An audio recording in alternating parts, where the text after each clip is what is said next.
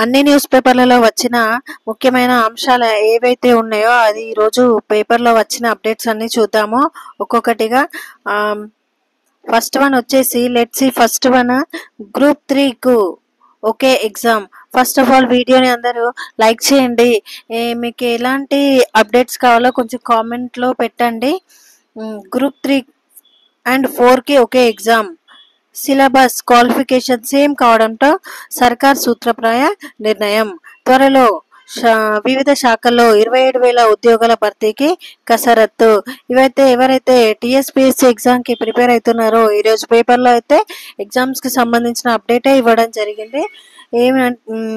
ఇందులో పోలీస్ శాఖలో 14,000, ఇంజనీర్ పోస్టులు 2,000, గ్రూప్ 3, 4లో 1,000 దాకా పోస్టులు మరిన్ని పెరిగే ఛాన్స్. డైరెక్ట్ రిక్రూట్మెంట్ కింద 7,000 జీపీఓ పోస్టులు. జాబ్ క్యాలెండర్ రీషెడ్యూల్ చేసి నోటిఫికేషన్లు ఇవ్వనున్న ప్రభుత్వం. ఇట్లా రోజు పేపర్లో అయితే అప్డేట్ వస్తుంది. త్వరలో అయితే నోటిఫికేషన్స్ ఏమున్నాయో వస్తాయి. ఎస్సీ వర్గీకరణ పూర్తి కావడంతో ఉద్యోగాల భర్తీపై ప్రభుత్వం ఫోకస్ పెట్టింది. ఇందులో భాగంగా కీలక నిర్ణయాలు తీసుకుంటున్నది. ఇప్పటి వరకు గ్రూప్ 3, 4కి వేర్వేరుగా ఎగ్జామ్ నిర్వహిస్తుండగా ఇకపై ఈ రెండింటికి కలిపి ఒకే ఎగ్జామ్ పెట్టాలని భావిస్తున్నది. ఈ మేరకు కసరత్తు చేస్తున్నట్టు తెలుస్తున్నది. గ్రూప్ 3, 4కు ఒకే సిలబస్, క్వాలిఫికేషన్ డిగ్రీ ఉంది. కేవలం పోస్టింగ్ విషయంలోనే మార్పు ఉంది. గ్రూప్ 3 కింద రిక్రూట్ అయ్యే వాళ్ళు హెచ్ఓడి కార్యాలయాల్లో పోస్టింగ్ అవుతుండగా గ్రూప్ 4 కింద రిక్రూట్ అయ్యే వాళ్ళు జిల్లా కార్యాలయాల్లో పోస్టింగ్ అవుతున్నారు. ఈ నేపథ్యంలో ఈ రెండింటికి కలిపి ఒకటే పరీక్ష నిర్వహించాలని ప్రభుత్వం సూత్రప్రాయంగా నిర్ణయించినట్లు తెలిసింది. ఇక త్వరలోనే దాదాపు 27,000 ఉద్యోగాలను డైరెక్ట్ రిక్రూట్మెంట్ కింద భర్తీ చేసేందుకు ప్రభుత్వం కసరత్తు చేస్తున్నది. ఇందుకోసం అనుమతుల ప్రక్రియ వేగవంతం చేసింది. ఇప్పటికే వివిధ శాఖల నుంచి ఖాళీల వివరాలను తెప్పించుకున్నది. వాటిని ఫైనల్ చేసి ఫైనాన్స్ అప్రూవల్ ఇవ్వనున్నది. అయితే ప్రభుత్వం ఉద్యోగ ఖాళీల వివరాలను ఇప్పటికే తెప్పించుకున్నది. గ్రూప్ 1, 2 పోస్టులే తక్కువగా ఉన్నాయి. దీంట్లో అయితే ఈ రెండింటిలో కలిపి 130 లోపు పోస్టులు మాత్రమే ఉన్నట్టు తేలింది. అయితే ఇటీవల గ్రూప్ 1, 2 పోస్టులను భారీగా భర్తీ చేయడంతోనే పెద్దగా ఖాళీలు ఏర్పడలేదు. ప్రభుత్వం పోయినేడాది గ్రూప్ 1 కింద 563, గ్రూప్ 2 కింద 783 పోస్టులను భర్తీ చేసింది. ఈ మధ్య కాలంలో రిటైర్మెంట్లు పెద్దగా కాలేదు. దీంతో ఖాళీలు ఎక్కువగా ఏర్పడలేదు. ఇక గ్రూప్ 3, 4 మాత్రం దాదాపు 1000 పోస్టులు ఉన్నట్టు ప్రాథమికంగా లెక్క తేల్చారు. గతంలో నోటిఫికేషన్ ఇచ్చిన గ్రూప్ 3 పోస్టుల భర్తీ ఇటీవలే పూర్తయింది. అయితే ఇందులో భర్తీ కాని పోస్టులు ఎక్కువ సంఖ్యలో ఉన్నట్టు తెలుస్తున్నది. అవి కూడా కలిపి ఇంకో 1000 దాకా పోస్టులు ఉంటాయని అధికారులు అంటున్నారు.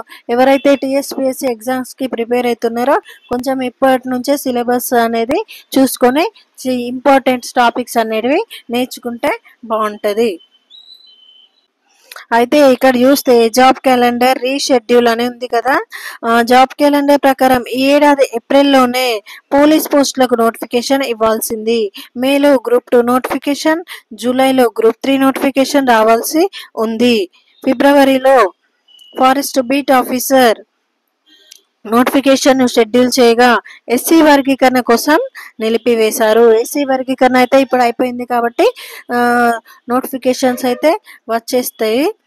ఎస్సీ వర్గీకరణ కోసం నిలిపివేశారు. గురుకుల ఉద్యోగాలు, సింగరేణి కాలరీస్, ఇంజనీరింగ్ పోస్టుల కోసం నోటిఫికేషన్లు కూడా నిలిచిపోయాయి. ఇప్పుడు అన్ని నోటిఫికేషన్లు కొత్తగా ఏర్పడిన ఖాళీలను కలిపి ప్రభుత్వం మరోసారి రివ్యూ చేసి జాబ్ క్యాలెండర్ను రీషెడ్యూల్ చేయనున్నది. ఎవరైతే మొన్న జాబ్స్ కొంచెంలో పోయింది, మిస్ అయింది, సగమే కొంచెం ఎక్కువ ప్రిపేర్ అయితే బాగుండేది అనుకునే వాళ్ళు ఇప్పుడు ఇంకొంచెం చదివితే ముందే చదువుకుంటే ఎగ్జామ్స్కి అయితే మంచిగా అటెండ్ చేయొచ్చు. ఇప్పుడు ఎవరైతే ఈ గ్రూప్ 3, 4 ఈ కాంపిటేటివ్ ఎగ్జామ్స్ రాసే వాళ్ళందరూ సబ్స్క్రైబ్ చేసుకోండి.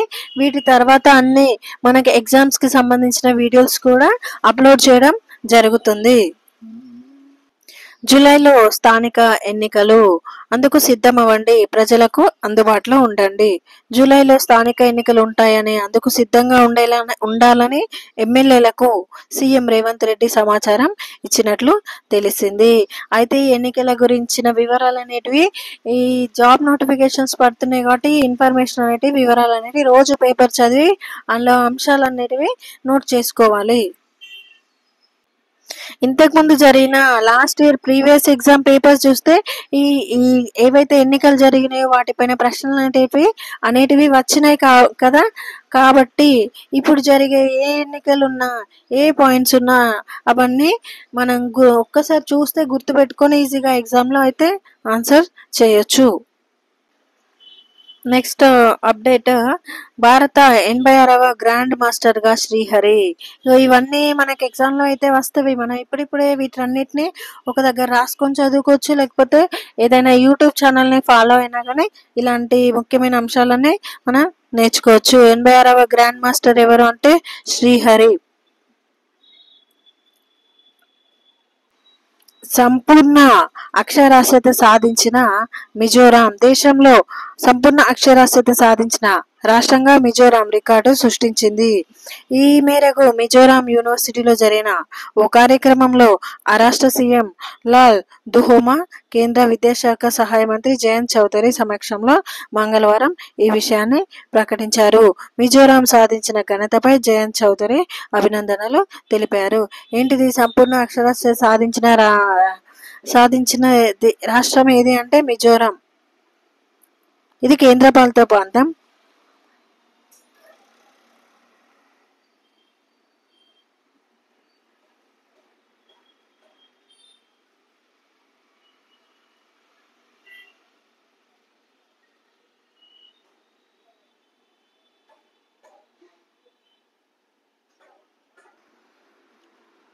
ఇద్దరు విఖ్యాత శాస్త్రవేత్తల అస్తమయం.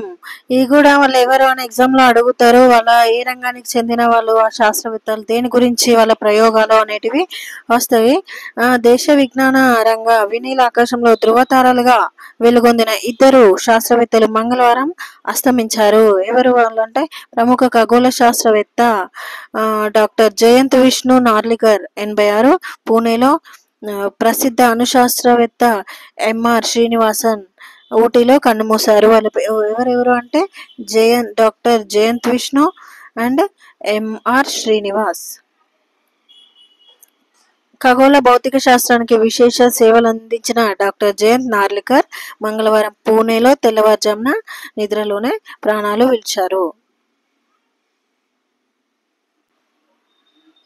ఇక్కడ చూస్తే అణు విద్యుత్ రంగంలో సాటిలేని శ్రీనివాసన్, అణు శాస్త్రవేత్తగా అణు విద్యుత్ కమిషన్ చైర్మన్ గా దేశానికి విశేష సేవలు అందించిన డాక్టర్ ఎంఆర్ శ్రీనివాసన్. ఇలాంటి ఏ రోజు అప్డేట్స్ కోసం లైక్ చేయండి, కామెంట్ పెట్టండి అండ్ సబ్స్క్రైబ్ చేయండి.